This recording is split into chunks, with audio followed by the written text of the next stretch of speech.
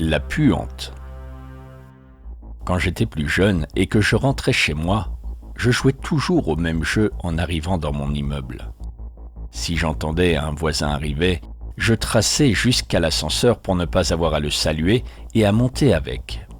Je m'imaginais que j'étais poursuivi par un monstre et je me prenais tellement au jeu que mon cœur battait la chamade. Peut-être qu'on me trouvait impoli, mais moi, ça me faisait rire et au fond, ce n'était pas bien méchant. Je suis maintenant adulte et j'ai déménagé il y a peu dans un immeuble plus ancien sans ascenseur. Habitant au 7e étage et trouvant la montée un peu longue, j'ai remis mon jeu au goût du jour. Dès que j'entends d'autres pas dans l'escalier, je cours pour ne pas me faire attraper par le monstre. Outre ce petit côté enfantin qui subsiste, je vous rassure, j'ai un comportement tout à fait normal avec les autres humains et je n'imagine pas qu'ils sont des loups-garous ou des vampires quand je leur adresse la parole. Enfin, seulement lorsqu'ils m'ennuient. L'autre jour, alors que j'attendais quelqu'un en bas dans la cour de l'immeuble, je l'ai vue passer pour la première fois. Grande, plutôt jolie et habillée de façon simple mais raffinée. Elle est passée devant moi sans m'adresser un mot, laissant dans l'air un parfum absolument nauséabond. Comme si par-dessus une odeur fleurie s'était rajoutée une autre odeur, celle des égouts qu'on peut parfois sentir en ville après la pluie, mais en bien plus fort. Le mélange était vraiment écœurant. Je l'ai recroisée plusieurs fois, chaque fois dans la cour. Souvent, elle ressortait de la cave de l'immeuble, et toujours aussi malodorante. Je ne savais même pas à quel étage elle habitait. Une fois, me fiant à mon odorat, j'ai su que c'était elle qui s'apprêtait à s'engager à son tour dans les escaliers, mais, qu'elle me pardonne, j'avais à fuir le monstre avant qu'il ne m'attrape. De toute façon, je ne sais pas ce que je lui aurais bien dit le temps qu'aurait duré cette ascension à ses côtés. C'est à peine si la puante répondait à mes bonjours enjoués quand je la croisais. Un peu commère, j'ai fini par en parler avec une voisine de palier et amie, lui demandant où vivait exactement cette femme et ce qu'elle faisait dans la vie. Je n'ai d'ailleurs pas hésité à la désigner par le petit surnom que je lui avais donné. Mon amie Viviane m'a répondu qu'elle ne voyait pas qui pouvait être la puante, mais qu'après tout, elle ne vivait pas ici depuis très longtemps. Affaire close donc.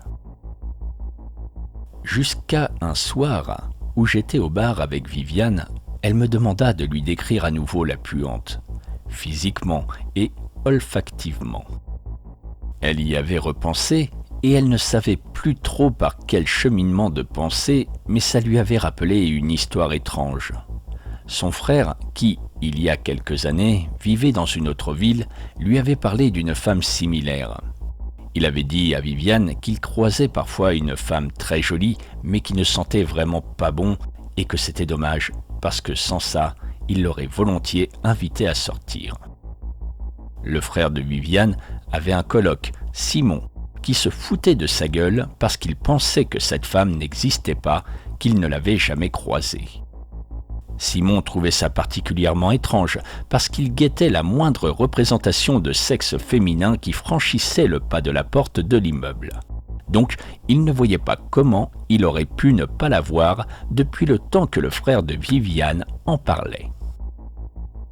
Finalement, un jour, il l'a lui aussi croisée dans la cour de son immeuble.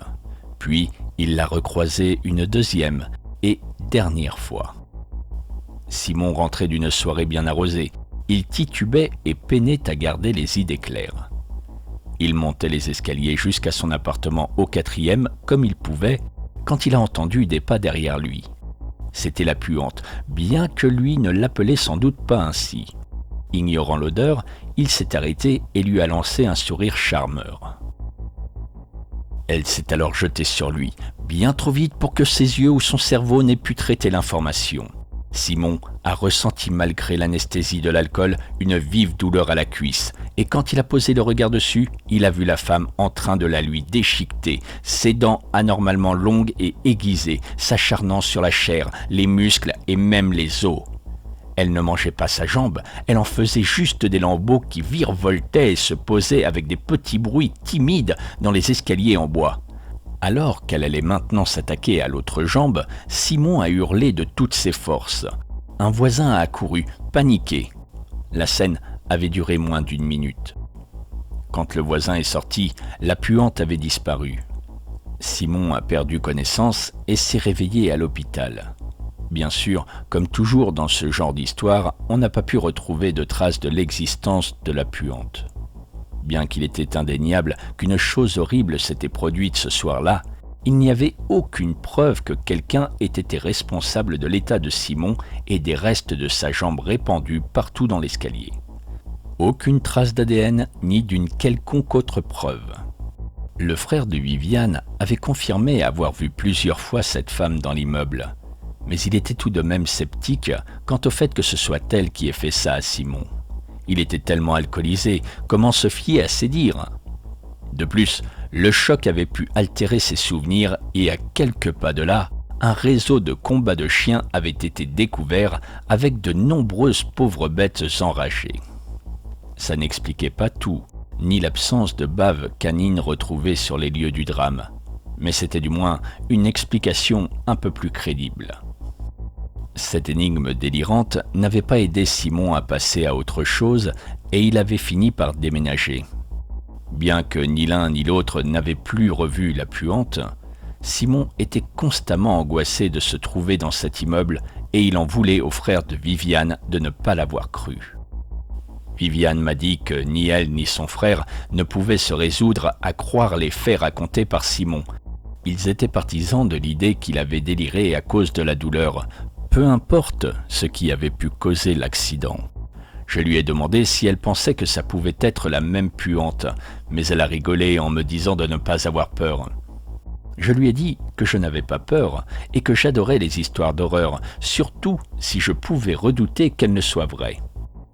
Viviane a décidé de se lancer dans une tournée des bars avec des amis à elle que je ne connaissais pas. Alors, j'ai préféré rentrer. J'ai beau aimer les histoires d'horreur un peu trop vraies pour bien dormir, en courant dans les escaliers ce soir-là pour échapper aux monstres qui pourraient se trouver à mes trousses, mon cœur battait encore plus vite que quand je jouais à ce jeu enfant.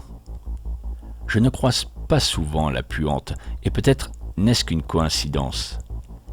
Mais que se passera-t-il si un jour je ne cours pas assez vite ?